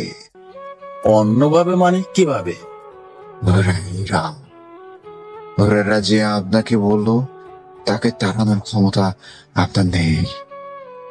সে এমনি এমনি একথা বলেনি। সে এখানে বিরাট এক কৌশল করেছে। আপনি যতই তাবিজ দেন আর যাই করেন, তার কিছুই করতে পারবেন না। সে কি এমন কৌশল করেছে এখানে? শান্তর রুমে যে গোলাপ দেখেছেন, ওটাই হচ্ছে তার কৌশলের মূল। এটা সাধারণ কোনো গোলাপ নয়, এটা পরিলোকের অতি মূল্যবান গোলাপ। পরীরা এই গোলাপের ঘ্রাণ খুবই পছন্দ করে। সেই সাথে এই গোলাপের আরেকটি ক্ষমতা আছে। এই গোলাপে আছে এক ধরনের বিষ, যা যে কোনো মানুষকে ধীরে ধীরে জিনে পরিণত করতে পারে। শান্তর মা জিনের কথা শুনে বললেন, আমার ছেলের হাতে তো এই ফুলের কাঁটা বিঁধেছে। জিন আয়দারুস বলল, হ্যাঁ, এই ফুলের কাঁটা তার হাতে বিঁধেছে, আর এই কাঁটার বিষ আগামী 1 সপ্তাহে তার পুরো শরীরে ছড়িয়ে পড়বে। সেই সাথে সে জিনে পরিণত হবে। আয়দারুসের কথা শুনে শান্ত মা কাঁদতে শুরু করলেন। তিনি হুজুরকে বললেন, হুজুর, যত টাকা লাগে দিব, আমার ছেলেটিকে এই বিপদের হাত থেকে বাঁচান। দেখেন, আমি তো আর বাঁচানোর মালিক নই, বাঁচানোর মালিক আল্লাহ। আমি তো উসিলা মাত্র। আমি আমার দিক থেকে সর্বোচ্চ চেষ্টা করব। এরপর তিনি আয়দারুসকে বললেন, যদি ওই গোলাপ নষ্ট করে ফেলা হয়, তবে কি শান্তকে বাঁচানো যাবে? ওই গোলাপ নষ্ট করা মানে সমস্যার সমাধান নয়। গোলাপ থেকে শান্তর শরীরে যে বিষ গিয়েছে, সে বিষ বের করতেই হবে। এই বিষ বের করার জন্য একমাত্র পরিলোকের পরীরাই আমাদের সহযোগিতা করতে পারে জনাব। পরীরা কি আমাদের সাহায্য করবে? আমার পরিচিত একজন পরী আছে, সে আমার খুব ভালো বন্ধু। তাকে বলে দেখতে পারি। আজ রাতে আমি তার সাথে কথা বলবো। যদি সে রাজি হয়, তবে কালকে তাকে নিয়ে আসবো। আমি আজ বিদায় নিলাম। তবে হ্যাঁ, শান্তকে আজ রাত 12টার পর থেকে ফজর পর্যন্ত কড়া পাহারায় রাখবেন। যেহেতু পরী হুজুরকে দেখেছে, তাই সে শান্তকে এখান থেকে সরানোর চেষ্টা করতে পারে। এই বলে জিন আয়দারুস বিদায় নিল। জিন বিদায় নেওয়ার পর শিমুল আবারও ঘরের বাতি জ্বালালো। শান্তর মাকে খুবই বিষণ্ণ দেখাচ্ছে। এরই মধ্যে এশার আজান হলো। হুজুর কয়েকটি তাবিজ লিখে বললেন, এগুলো শান্তর ঘরের সব দরজা জানালায় লাগিয়ে দিবেন। এতে করে পরী শান্তকে নিয়ে কোথাও যেতে পারবে না। এরই মধ্যে মসজিদের মিনার হতে এশার আজানের সুর ভেসে এলো। হুজুর শান্তর মায়ের কাছ থেকে বিদায় নিয়ে বললেন, আজকে তাহলে আমি আসি। আগামীকাল মাগরিবের পর আবার আসবো। শান্তমা শিমুলের হাতে 1000 টাকা দিয়ে বললেন, হুজুরকে এগিয়ে দিয়ে আয়, আর এই টাকাগুলো হুজুরকে দিয়ে দিস। শিমুল শান্তর এমন পরিস্থিতি দেখার পর ভয় একদম শেষ। তারপর হুজুরকে এগিয়ে দিতে হবে। সে কোন রকমে তার বাড়ি পর্যন্ত হুজুরের সাথে এসে হুজুরকে বড় রাস্তার পথ দেখিয়ে দিয়ে হুজুরের হাতের মধ্যে 1000 টাকার নোট বুঝিয়ে দিয়ে দৌড়ে নিজের ঘরে চলে গেল। গ্রামের অন্ধকার আঁকা বাঁকা রাস্তার কিনার ঘেঁষে মোবাইলের লাইটের আলোয় হাঁটতে শুরু করলেন জিন সাধক হুজুর। গন্তব্য বড় রাস্তা। গ্রামের পরিবেশটা এসার সময় হওয়ার সাথে সাথে চারদিকে একদম নীরব হয়ে গেছে। নির্জন রাস্তার দিকে হেঁটে চলেছেন জিন সাধক হুজুর। হঠাৎ করে তার পাশ দিয়ে কিছু একটা যেন খুব দ্রুত উড়ে চলে গেল। জিন সাধক হুজুর বুঝতে পারলেন হয়তো ওই পরিচয় তার কোনো ক্ষতি করার চেষ্টা করছে। তাই তিনি আয়দারুসকে ডাকতে যাবেন। তখনই আয়দারুস বলল, হুজুর, আমাকে ডাকতে হবে না। আমি জানি ওই পরী যে কোনো সময় আপনার ক্ষতি করতে পারে, তাই আমি আপনার সাথেই আছি। আয়দারুসের কথায় হুজুর নিশ্চিন্ত হলেন। এরপর তিনি আবারও পথ চলতে শুরু করলেন। কিছু দূর পথ হেঁটেই হুজুর পৌঁছে গেলেন বড় রাস্তা। অনেকক্ষণ দাঁড়িয়ে থাকার পর একটা গাড়ি পেলেন। সেই গাড়িতে চড়েই তিনি বাড়ির উদ্দেশ্যে রওনা হলেন। শান্তর মা শান্তর বাবার সাথে ফোনে কথা বলছিলেন। শান্তর সাথে ঘটে যাওয়া সব ঘটনা শান্তর বাবাকে তিনি খুলে বললেন। শান্তর বাবা এসব ভূত প্রেত জিন পড়ি এগুলোতে একটু কম বিশ্বাস করেন। তিনি শান্ত মাকে বললেন, এইসব রেখে ছেলে ভালো ডাক্তার দেখাও। কোথাকার কোন ভণ্ড হুজুরদের দেখা পেয়েছো? কি করতে কি করবে সে তার ঠিক নাই। শান্তর বাবার কথার বিপরীতে শান্তর মা শুধু হ্যাঁ বাচক জবাব দিয়ে ফোন রেখে দিলেন। কি বা বলবেন, তিনি নিজেও তো এগুলোতে বিশ্বাস করেন তা না, তবে চোখের সামনে যে ঘটনাগুলো ঘটছে সেগুলোকে তো আর অবিশ্বাস করতে পারেন। কথাগুলো ভাবতে ভাবতে তিনি ছেলের রুমের দিকে গেলেন। দরজা খুলতে গিয়ে খুললেন না, কারণ হুজুর নিষেধ করে গেছেন দরজা খুলতে। নীরব নিস্তব্ধ রাত। ছেলের রুমের দরজার বাইরে চেয়ারে বসে রইলেন। এভাবে বসে থাকতে থাকতে কখন যে ঘুমিয়ে পড়লেন টেরি পান। আর এদিকে জিন সাদত বাড়িতে গিয়ে জিন আয়দারুসকে বললেন, তুমি তোমার পরিচিত পরীর সাথে কথা বলো, সম্ভব হলে তাকে এখানে নিয়ে এসো, আমি তার সাথে কথা বলবো। জনাব, পরিটির সাথে আমি কথা বলবো, তবে সে এখানে আসবে কিনা সেটা বলতে পারছি না, কারণ সে মানুষের সামনে যায় না। আমি আমার সর্বোচ্চ চেষ্টা করবো জনাব। এই বলে আয়দারুস সেখান থেকে বিদায় নিল। আয়দারুসের পরিচিত পরী রুকাইয়া। আয়দারুস রুকাইয়ার কাছে গিয়ে শান্তর সাথে ঘটে যাওয়ার সব ঘটনা খুলে বলে। রুকাইয়া সব শুনে বলে, এই জন্যই আজকাল হুরায়রাকে পরিলোকে কম দেখা যায়। আয়দারুস রুকাইয়াকে জিন সাধক হুজুরের সাথে দেখা করতে বললে সে বলে, আজ নয়, কালকে যখন তোমরা শান্তকে দেখতে যাবে তখন আমিও তোমাদের সাথে যাব। যদিও আমি কারোর সামনে যাই না, তবে একটা নিষ্পাপ প্রাণ বাঁচাতে আমাকে যেতে হবে। আয়দারুস রুকাইয়ার কাছ থেকে বিদায় নিয়ে এসে হুজুরকে রুকাইয়ার বলা কথাগুলো বলে। হুজুর সব শুনে কিছুটা স্বস্তি ফিরে পান। সকালে ফজরের আজানের সুরে ঘুম ভাঙি শান্তর মায়ের। তাড়াতাড়ি করে উঠে মুখ ধুয়ে ফ্রেশ হয়ে ওযু করে নিলেন।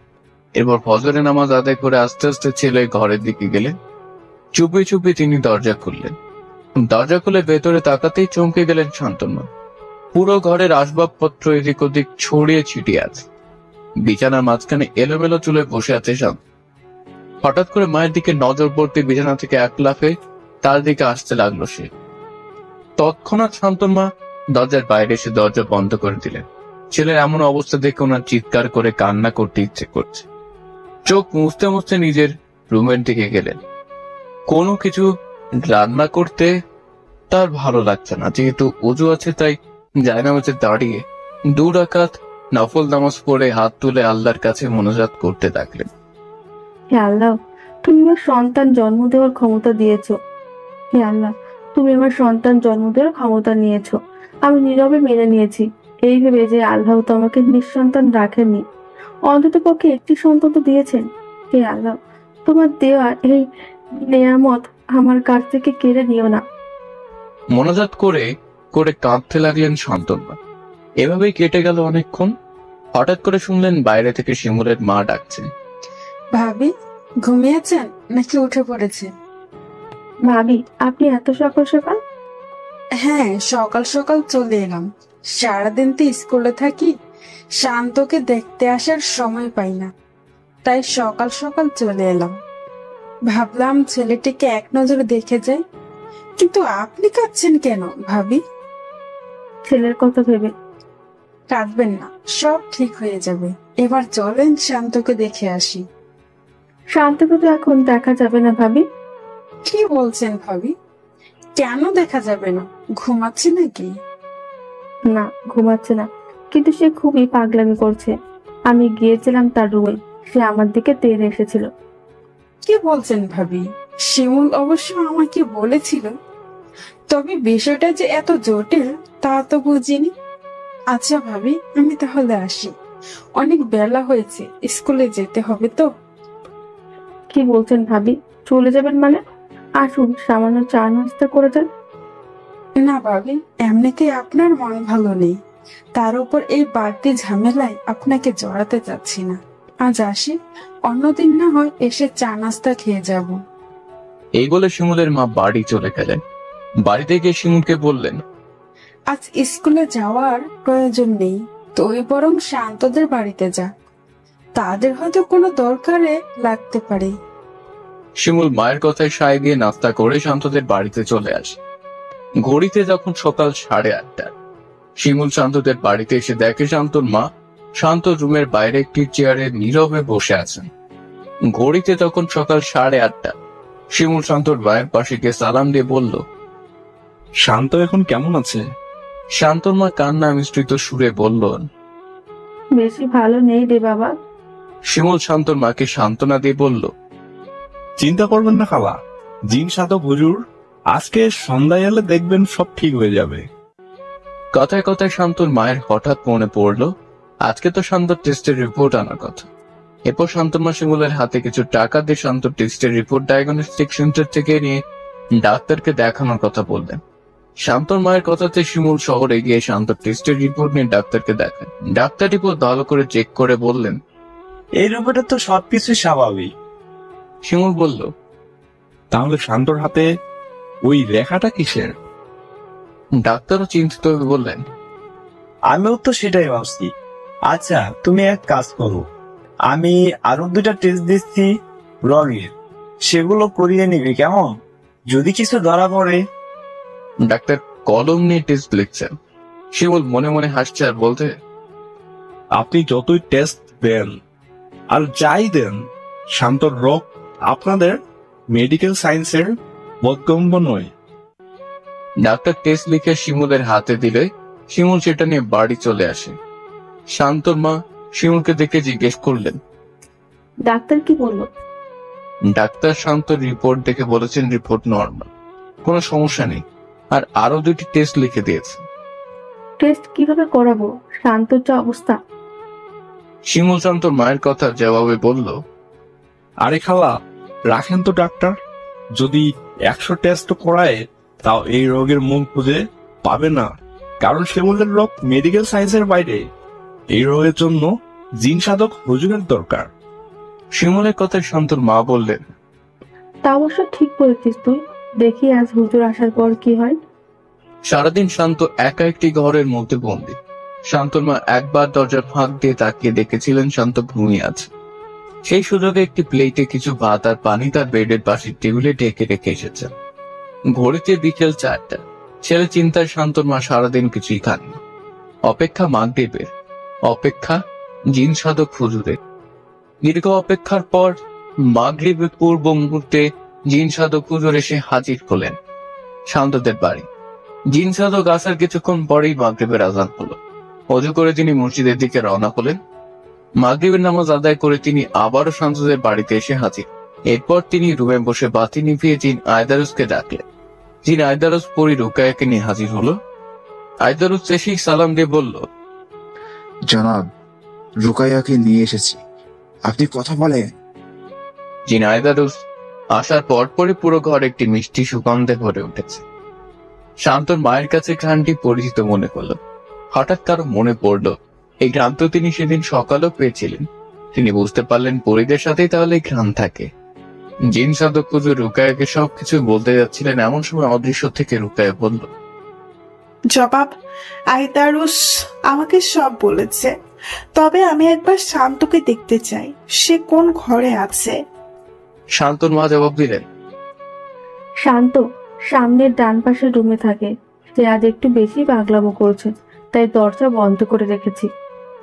শান্তর মায়ের কথায় রুকাইয়া জবাব দিল, আপনারা গিয়ে দরজাটা খোলেন, আমি আসছি। আমি থাকলে শান্ত পাগলামো করবে না, কারণ হুরাইরা আমাকে দেখলেই পালিয়ে যাবে। রুকায়ার কথায় শান্তর মা গিয়ে শান্ত রুমের দরজা খুললেন। দরজা খোলার পর জিন সাধক হুজুর আর শান্তর মা রুমে প্রবেশ করলেন। সেই সাথে অদৃশ্য থাকা অবস্থায় আয়দারুস আর রুকায়া রুমে প্রবেশ করলো। শান্ত দাঁড়িয়ে হুজুরকে সালাম দিল। এরপর হুজুর তাকে বসতে বলে তিনি তার পাশে গিয়ে বসলেন। রুকায়াকে দেখার সাথে সাথে হুরাইরা জানালা দিয়ে পালিয়েছে। এটা কেউ না দেখলেও আয়দারুস আর রুকায়া ঠিকই দেখেছে। আয়দারুস রুকায়ার কাছে গিয়ে বলল, কিরে, মানুষের কাছে শুনেছিলাম অভাব যখন ঘরে ঢুকে ভালোবাসা তখন জানালা দিয়ে পালায়, কিন্তু আজ দেখলাম রুকায়া যখন ঘরে ঢুকে হুরায়রা জানালা দিয়ে পালায়। এই কথা বলে জিন আয়দারুস হাসতে লাগলো। রুকায়া আয়দারুসকে বলল, ফাজলামো করিস না, এটা ফাজলামোর সময় না। শান্তর মা ছেলের হাতের দিকে তাকাচ্ছে। নীল বর্ণের রেখাটি হাতের কোণের কাছাকাছি চলে এসেছে। আর মাত্র 5-6 ইঞ্চি উপরে উঠলে সেটা কোণে অতিক্রম করবে। রুকায়া ভালো করে শান্তর হাত দেখলো, সেই সাথে গোলাপটাকে ভালো করে দেখলো। এই গোলাপটার নাম হচ্ছে জিবান। রুকায়ার বুঝতে বাকি রইল না হুরাইরা এই ছেলেটার সাথে কি করতে চাইছে। কিছুক্ষণ পর জিন সাধক হুজুর শান্তর রুম থেকে বেরিয়ে এলেন। সেই সাথে জিন আয়দারসা রুকায়াও চলে এলো। যথারীতি তারা আবার অন্ধকার রুমে চলে গেলেন। রুকায়া হুজুরকে বলল, হুরাইরা শান্তকে যে গোলাপ ফুল দিয়েছে সেই ফুলের নাম হচ্ছে জীববান। অত্যন্ত সুদর্শন আর সুঘ্রাণ যুক্ত, সেই সাথে এটি খুবই ভয়ানক। এই ফুলের বিষ যে কোনো মানুষকে জিনে পরিণত করতে পারে। আর শান্তর হাত দেখে যেটা বুঝলাম, তার হাতের শিরা বেয়ে এই ফুলের বিষ উঠছে। রুকায়ার কথা শেষ হওয়ার আগে হুজুর জিজ্ঞেস করলেন, এই বিষ কিভাবে নামানো যাবে? হুরাইরা দেওয়ার গোলাপের মতো আরেকটি গোলাপ আছে আমাদের পরিলোকে, যে গোলাপের নাম হচ্ছে লিবান। এই গোলাপের কাঁটা শান্তর হাতে নীল বর্ণের শেষ প্রান্তে গেঁথে দিলে জীবান গোলাপের বিষ নামতে শুরু করবে। তবে শান্তর হাতের নীল বর্ণ যদি কোনোই অতিক্রম করে ফেলে, তবে এই বিষ আর কোনোভাবেই নামানো যাবে না। এই কথা শুনে হুজুর বললেন, শান্তর হাতের নীলবর্ণ তো কোণের কাছে চলে গেছে, আর কয়েক ঘন্টা পার হলেই সেটা কোণই অতিক্রম করবে। এত কম সময়ের ভিতরে কি এই গোলাপ সংগ্রহ করা সম্ভব? চিন্তা করবেন না, আমাদের পরিদের জামার বিশেষ ধরনের সুতা দিয়ে বেঁধে দিলে এই বিষ আর উঠতে পারবে না। আমি আমার জামার সুতো দিয়ে তার হাতের এই নীল বর্ণের উপরে বেঁধে দিচ্ছি। আপনারা কেউ ভুলেও তাকে স্পর্শ করবেন না। মানুষের স্পর্শ পেলে ওই সুতা আপনা আপনি খুলে যাবে। আর হ্যাঁ, হুরাইরা যাতে তার আশেপাশে ঘেঁষতে না পারে সে ব্যবস্থা করতে হবে। আমি গিয়ে তার হাতের সুতা বেঁধে দিয়ে আসছি। এরপর হুজুর গিয়ে একটি তাবিজ দিয়ে একটি বলয় তৈরি করে দিবেন, যাতে হুরায়রা শান্তর কাছাকাছি যেতে না পারে। এই বলে রুকায়া শান্তর রুমে গিয়ে শান্তর হাতে তার জামার সুতা দিয়ে বেঁধে দিল। সুতা বেঁধে দেওয়ার পর সে আয়দারুসকে ডেকে বলল, হুজুরকে বলো এইখানে এসে শান্তর চারিদিকে বলয় তৈরি করতে। রুকায়ের কথা মতো হুজুর শান্ত রুমে গিয়ে তার পালঙের চার কোণে 4টি তাবিজ রেখে দিলেন। এরপর রুকায়া তাঁদের কাছ থেকে বিদায় নিয়ে পরিলোকের উদ্দেশ্যে রওনা। জিন সাধক হুজুরের কথায় রুমের বাতি জ্বালানো হলো। শান্তমা কিছুটা নিশ্চিন্ত, তার মনে এবার আশার আলো দেখা দিয়েছে। রান্নাঘরে গিয়ে হুজুরের জন্য পাঁপড় ভেজে নিয়ে আসলেন। হুজুরের দিকে বাড়িয়ে দিয়ে বললেন, হুজুর একটু খেয়ে দেখেন, ভালো লাগবে। কোন শব্দে হুজুর পাঁপড় খেতে শুরু করলেন। শিমুল ও হুজুরের সাথেও পাঁপড় খাওয়ায় শরিক হলো। সবার মুখে একটি স্বস্তির হাসি। রুকায়া পরিলোকে গিয়ে চারদিক তন্ন তন্ন করে খুঁজতে লাগলো লিবান গোলাপ ফুল। এদিক ওদিক খুঁজতে খুঁজতে অবশেষে পরিলোকের রানী মাকসুরার বাগানে ফুলটি দেখতে পেল। ফুলটি দেখার সাথে সাথে রুকায়া কোনো কিছু না ভেবে তাড়াতাড়ি করে নেমে রানীর বাগান থেকে ফুলটি ছিঁড়ে যেই উঠতে যাবে অমনি পেছন থেকে কেউ তাকে বলল, দাঁড়াও। রুকায়া তো পিছন ফিরে তাকালো। রানী মাকসুরা রাগান্বিত চেহারায় তার দিকে তাকাচ্ছে। রুকায়া নিচে নেমে এসে মাথা নিচু করে সালাম দিয়ে বলল, জি রানী সাহেবা। রানী মাকসুরা কঠিন সুরে বললেন, তুমি জানো না আমার এই বাগানের গাছ থেকে ফুল ছেঁড়া নিষেধ, তাও কেন ছিঁড়েছ?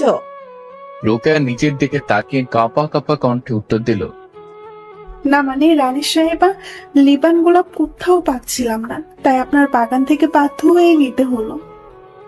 রানী মাকসুরা জিজ্ঞেস করলেন, লিবা, গোলাপের কি এমন প্রয়োজন ছিল তোমার? না মানে রানী সাহেবা, পৃথিবীতে এক মানুষের হাতে জীবান ফুলের কাঁটা বিঁধেছে, আর আপনি জানেন ওই ফুলের কাঁটা মানুষের জন্য কত বিপজ্জনক। জীবান ফুল তো আমাদের পরিলোকের ফুল, এই ফুল পৃথিবীতে পৌঁছালো কেমন করে? রুকায়ার জবাব কি দিবে বুঝতে পারছেন। সত্যিটাকে বলে দিবে? রুকায়া চুপ থাকতে দেখে রানী তাকে ধমকে সুরে বললেন, চুপ করে আছো কেন? আমি তোমাকে কিছু জিজ্ঞেস করেছি। রানীর ধমক খেয়ে রুকায়া বলল, রানী সাহেবা, হুরাইরা পৃথিবীতে এক ছেলেকে পছন্দ করে, সে তাকে পরিলোকে আনার জন্যই এই কাজ করেছে। রানী মাকসুরা রুকায়ার কথা শুনে বললেন, এটা এমন কি? কত মানুষই তো পরিলোকের পরিদের গোলাম হয়ে আছে। রানীর কথা জবাবে রুকায়া বলল, দেখেন রানী সাহেবা, আপনি যে কথা বলছেন সেটা ঠিক আছে, কিন্তু আপনি এটা বলেন আমরা যে কাজ করছি সেটা কি আদৌ ঠিক? তাছাড়া পৃথিবীর ওই ছেলেটা তার বাবা মায়ের একমাত্র সন্তান, তাকে তার বাবা মায়ের কাছ থেকে কেড়ে নিয়ে এলে ওই মায়ের অভিশাপে আমাদের ভয়াবহ পরিণতি হতে পারে। রুকায়ার কথায় রানী মাকসুরা হেসে বললেন, বাহ, কি দারুণ তোমার চিন্তা শক্তি! তোমাকে আমি পরীক্ষা করছিলাম, তোমার কাজে আমি খুবই খুশি। আর আমি সবার সামনে এটাও ঘোষণা করে দেব যে আমার পরে এই পরিলোকের রানী হবে তুমি। রানী মাকসুরার কথায় পরি রুকায়া হেসে রানীকে গিয়ে জড়িয়ে ধরে খুশিতে কেঁদে দিল। রানী তার চোখের জল মুছে দিয়ে বললেন, পাগলি মেয়ে, খুশির খবরে কেউ কাঁদে? তুমি তাড়াতাড়ি যাও, পৃথিবীর ওই ছেলেটাকে গিয়ে সুস্থ করে তোলো। রুকায়া রানীর কাছ থেকে বিদায় নিয়ে পৃথিবীর উদ্দেশ্যে রওনা হল। শান্তর মা, জিনসাদু, খুজুর আর সুমন রুকায়ার অপেক্ষায়। ঘড়িতে রাত 11টা বাজে। রুকায়া যাওয়ার প্রায় 3.5 ঘন্টা হয়ে গেছে। রুকায়ার এত দেরি দেখে সবাই চিন্তিত, সে কি আদৌ এই ফুল পেয়েছে? শিমুলের মা একবার এসেছিলেন, অনেকক্ষণ এখানে ছিলেনও। বেশি রাত হয়ে যাচ্ছে দেখে আবার চলে গেছেন। হঠাৎ পুরো ঘর মিষ্টি সুগন্ধে ভরপুর হয়ে উঠল। মিষ্টি খানে সবাই বুঝতে পারলেন রুকায়া এসেছে। হুজুর বললেন, আপনারা ঘরের বাতি নিভিয়ে দেন। হুজুরের কথা মতো ঘরের বাতি নিভিয়ে দেওয়া হলো। রুকায়া এসেই প্রথমে সালাম দিল। হুজুর সালামের জবাব দিয়ে জিজ্ঞেস করলেন, আপনি কি ওই ফুলটি পেয়েছেন? রুকায়া অদৃশ্য থেকে জবাব দিল, জি হুজুর, পেয়েছি। আমি আপনার সামনে ফুলটি রেখেছি, আপনারা ঘরের বাতি জ্বালিয়ে ফুলটি নিতে পারেন। আর হ্যাঁ, ফুলের কাটা অবশ্যই শান্তর মা ছেলের হাতে কাটবেন, অন্য কেউ কাটলে এটা কাজ করবেন না। আমি বাইরে যাচ্ছি, আপনারা বাতি চালান। কাজ হয়ে গেলে এই রুমে এসে আবারও বাতি নিভিয়ে দিবে। এরপরে কি কাজ করতে হবে সেটা আমি বলে দিব। রুকায়ার কথা মতো রুমের বাতি জ্বালিয়ে তারা দেখতে পেলেন সত্যি সত্যি সোনালী বর্ণের অদ্ভুত এক গোলাপ পালঙের উপর রাখ। দেখে মনে হচ্ছে যেন এটা সত্যিকারের সোনা। শান্তর মা গোলাপটি হাতে নিয়ে শান্তর রুমে গেলেন। শান্ত তখন ঘুমিয়ে আছে।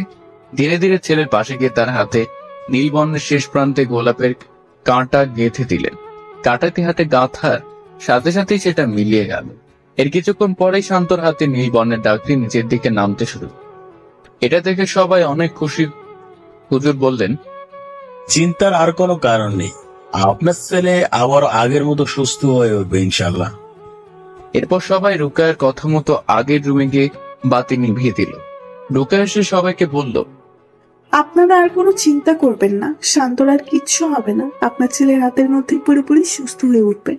আর পুরাইরা যেন তার কাছে ঘেঁষতে না পারে, সেজন্য আমি তো আছি, আর হুজুরও আছেন। আপনাদের প্রতি কৃতজ্ঞতা রইল। আপনি কেন কৃতজ্ঞতা জানাচ্ছেন? কৃতজ্ঞতা তো জানাবো আমরা। আপনি সাহায্য না করলে শান্তকে হয়তো বাঁচানোও পারতাম না। সবই আল্লাহ তাআলার ইচ্ছা। তিনি যাকে বাঁচাবেন তাকে কেউ মারতে পারবে না, আর তিনি যাকে মারবেন তাকে কেউ বাঁচাতে পারবে না। আমি আজকের মতো বিদায় নিলাম, সবাই আমার জন্য দোয়া করবেন। এই বলে রুকায়া সেখান থেকে বিদায় নিল। রুকায়া চলে যাওয়ার পর হুজুরও বিদায় নিতে চেয়েছিলেন, কিন্তু শান্তর মা হুজুরকে আসতে দেননি।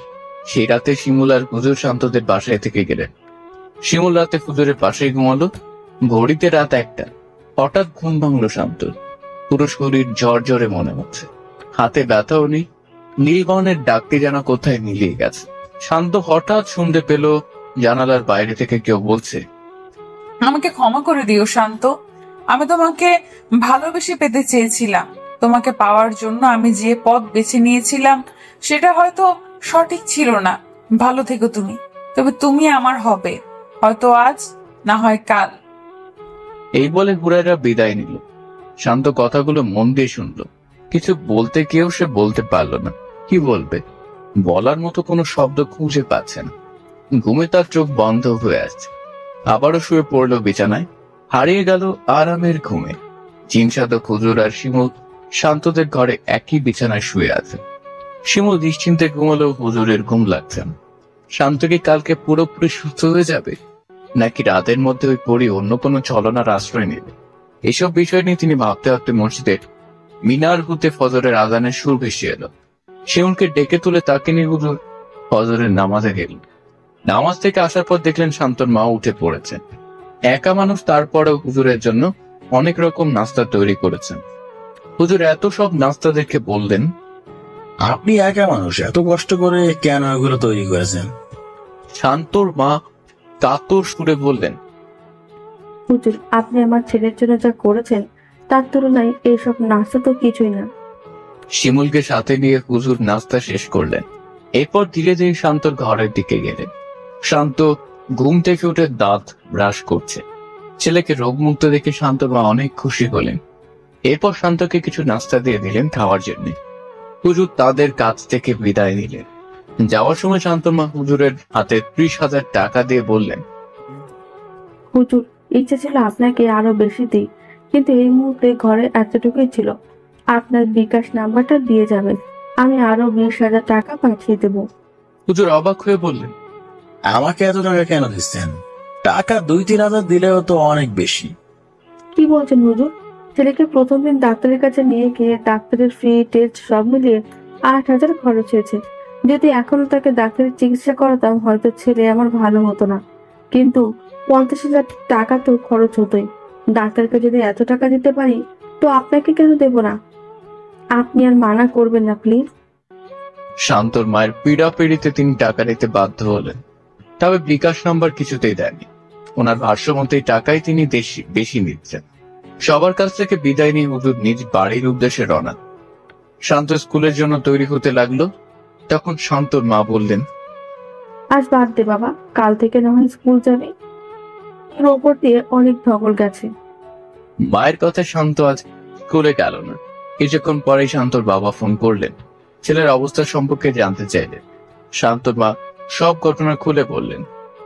সব শুনে শান্তর বাবু বুঝতে পারলেন এই জিন সাধক আসলে অন্য সব জিন সাধকের মতো ভণ্ড নন। উনি সত্যিকার অর্থে একজন সৎ, নিষ্ঠাবান, পরোপকারী জিন সাধক। শান্তর বাবা নিজের ভুল বুঝতে পারলেন। এরপর শান্তর মাকে বললেন তিনি এই মাসেই দেশে ফিরে আসবেন।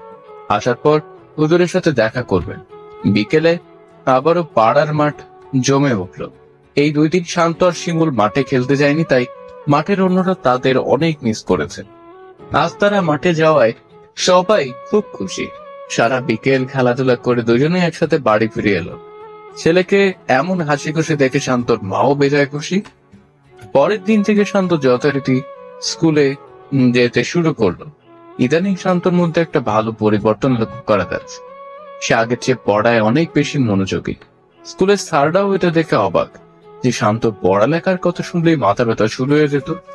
সে কিনা ক্লাস 10-এর কঠিন কঠিন অঙ্ক নিমিষেই সমাধান করে দিচ্ছে। প্রতিদিন স্কুলে যাওয়া, বিকেল হলে মাঠ আর সন্ধ্যা নামলে পড়ার টেবিলে এভাবেই চলতে লাগলো দিন। প্রায় 2 মাস পর শান্তর বাবার দেশে ফিরে যায়। গত মাসে আসার কথা থাকলেও নানা জটিলতায় আসতে পারে। আসার পথে বিদেশ থেকে অনেক মূল্যবান আতর, কয়েকটি দামি পাঞ্জাবি পিস নিয়ে আসলেন জিন সাধক হুজুরের জন্য। দেশে আসার পরের দিন জিন সাধক হুজুরকে ফোন দিয়ে নিজের পরিচয় দিয়ে বাড়িতে আসার জন্য বললেন। শান্তর বাবার ফোন পেয়ে জিন সাধক হুজুর জোহরের নামাজ শান্তদের বাড়ি পাশের মসজিদে এসে পড়লেন। শান্তদের বাড়িতে মসজিদের ইমাম সাহেবেরও দাওয়াত ছিল। জোহরের নামাজের পর ইমাম সাহেব আর জিন সাধক হুজুর শান্তদের বাড়িতে এলেন। শান্তর বাবার সাথে সালাম বিনিময় করে মুসাফা করলেন। শান্তর বাবা এক দৃষ্টিতে তাকিয়ে রইলেন হুজুরের দিকে। একদম সাদাসিধে পোশাক, নেই কোনো জাঁকজমকতা। গলায় ঝুলছে একটি গামছা, হাতে পুরনো একটি লাঠি, মুখ ভর্তি সাদা দাড়ি, কিন্তু পুরো চেহারা জুড়ে আলাদা এক মাধুর্যতা। শান্তর বাবা ইমাম সাহেব আর হুজুরকে নিয়ে ঘরের ভিতরে গেলেন। শান্তর মা অনেক রকম রান্না করেছেন। হুজুর তো এত সব রান্না দেখে অবাক, সেই সাথে কিছুটা রাগও করেছেন, কারণ তিনি অপচয় একদম পছন্দ করেন। পরে পরিস্থিতি বুঝে নিজের রাগটাকে সামনে নিয়ে খাবার খেতে শুরু করলেন। খাবার শেষ করার পর শান্তর বাবা মসজিদের ইমাম সাহেবকে একটি পাঞ্জাবির কাপড় গিফট দিলেন। মসজিদের ইমাম সাহেব এটা পেয়ে অনেক খুশি হলেন। এরপর তাদের কাছ থেকে বিদায় নিলেন। ইমাম সাহেব বিদায় নেওয়ার পর শান্তর বাবা দীর্ঘক্ষণ জিন সাধক হুজুরের সাথে কথা বললেন। কথায় কথায় জানতে পারলেন তিনি আসলে সাধনা করে জিন আয়দারুসকে বশে আনেন। কোন এক ঘটনাক্রমে তিনি জিন আয়দারুসকে এক বিপদ থেকে রক্ষা করেছিলেন। সেই থেকে জিন আয়দারুস ওনার সঙ্গে থাকে, ওনার ডাকে সাড়া দেয়। যাওয়ার সময় তিনি হুজুরকে 2টি পাঞ্জাবির কাপড় আর একটি দামি আতর আর একটি খামের ভিতরে 50,000 টাকা দিলেন। ইমাম সাহেব পাঞ্জাবের আতর গ্রহণ করে খামের ভিতর কি আছে সেটা জানতে চাইলেন। শান্ত বাবা একটু ইতস্তত করে বললেন, না মানে সেদিন তো আপনাকে কিছু দিতে পারেনি, তাই এখানে কিছু টাকা দিলাম, আমার পক্ষ থেকে উপহার। যে উপহার দিয়েছেন তাতেই আমি খুশি। দয়া করে আপনি এই টাকাগুলো রাখুন। মানুষকে জাহান্নামে নিয়ে যাওয়ার এই টাকাই দেয়। আপনি এই টাকা দিয়ে কিছু গরিব এতিম অসহায়দের খাবার দাবারের ব্যবস্থা করবেন। মনে করবেন আমার পাওনা হয়ে গেছে। এই বলে হুজুর টাকার খাম শান্তর বাবার হাতে দিয়ে বিদায় নিল। জিন সাধক হুজুর চলে যাওয়ার পথে শান্তর বাবা মুগ্ধ দৃষ্টিতে তাকিয়ে রইলেন আর ভাবতে লাগলেন, উনি যদি চাইতেন টাকার পাহাড় বানাতে পারতেন, কিন্তু তিনি সাদাসিধে জীবনটাকেই বেছে নিয়েছেন। পৃথিবীতে আজও এত ধার্মিক লোক আছে, সত্যি ভাবতে অবাক লাগে। শান্তর সাথে পরীর এই ঘটনার প্রায় 3 বছর হয়ে গেছে। এরই মধ্যে সবাই ঘটনা ভুলে গেছে। শান্ত এখন কলেজে পড়ে। এমন একদিন কলেজ থেকে বাড়ি ফিরছিল, হঠাৎ করেই এক অতি সুন্দরী মানবীর সাথে তার ধাক্কা লাগে। মেয়েটিকে দেখতেই শান্ত একেবারে হা হয়ে গেল। শান্ত কিছু বলার আগে মেয়েটি বলল, সরি, আমি আসলে দেখতে পাইনি। এরপর শান্ত মেয়েটির হাত থেকে পড়ে যাওয়া সব বই তুলে দিল। মেয়েটি ভুল করে একটি ডায়েরি শান্তর হাতে ফেলে দ্রুত চলে গেল। শান্তর হাতে যে ডায়েরিটা রয়ে গেছে সে নিজেও এটা খেয়াল করে। আনমনে হেঁটে চলছিল সে। হঠাৎ করে মনে পড়লো, আমার হাতে তো মেয়েটির ডায়েরি রয়ে গেছে। কৌতূহল বশত ডায়েরিটি খুলে দেখলো সেই ডায়েরির প্রথম পাতায় লেখা, হঠাৎ ভুল করে নয়, ইচ্ছে করে দিয়েছি। আমার ফোন নাম্বার দিলাম, তোমার ফোনের অপেক্ষায় থাকবো। শান্ত পকেট থেকে মোবাইল বের করে নাম্বারটিতে কল করলো। ওপাশ থেকে মিষ্টি স্বরে একটি মেয়ে বলল, আমি জানতাম তুমি ফোন করবে, তোমাকে যে কল করতেই হতো। আমি তো কথাই বললাম না, তুমি কি করে বুঝলে তাহলে আমি কল করেছি? ওপাশ থেকে মিষ্টি সুরে মেয়েটি বলল, আমি যে তোমার নিঃশ্বাসের সাথে মিশে আছি, আমি হুরায়রা। শান্তর কাছে নামটি যেন পরিচিত মনে হলো। হঠাৎ মনে পড়ল, তার সাথে যে ছলনা করেছিল সেই পরী হুরায়রা নয়তো। তাই সে তাকে জিজ্ঞেস করলো, তুমি কি পরিলোকের হুরাইরা? মেয়েটি হাসতে হাসতে বলল, পরিলোকের হুরায়রা হতে যাব কেন, আমি মানবী হুরায়রা। দীর্ঘক্ষণ হুরায়ের সাথে শান্তর ফোনে কথা হলো। এইভাবেই হুরায়রার সাথে শান্তর প্রেমের সম্পর্ক গড়ে ওঠে। পরিলোকের রানীকে অনেক কষ্টে বুঝে হুরায়রা পৃথিবীতে এসেছে। যতদিন শান্তর বাবা মা বেঁচে থাকবেন ততদিন শান্তর সাথে হুরায়রা মানবী রূপেই থাকবে। শান্তর বাবা মা মারা গেলে হুরায়রা শান্তকে নিয়ে পাড়ি জমাবে পড়িল। পরি হুরায়রার সাথে শান্ত প্রেম করছে, অথচ সে জানেই না যে সে পরির সাথে প্রেম করেছে। হুরায়রা সর্বক্ষণ শান্তর সাথেই থাকে। দু একবার শান্তর বাড়িতে গিয়ে শান্তর মায়ের সাথে কথাও হয়েছে। আগামী মাসে শান্তর বাবা দেশে ফিরলে তাদের বিয়ের দিনক্ষণ ঠিক হবে। হুরায়রা খুব খুশি, ভালোবাসার মানুষটিকে সে কাছে পেয়েছে। জিতে গেছে তার ভালোবাসা। এই ভালোবাসা অমর হয়ে থাকবে যুগ যুগান্তর। সবাই ভালো থাকুন,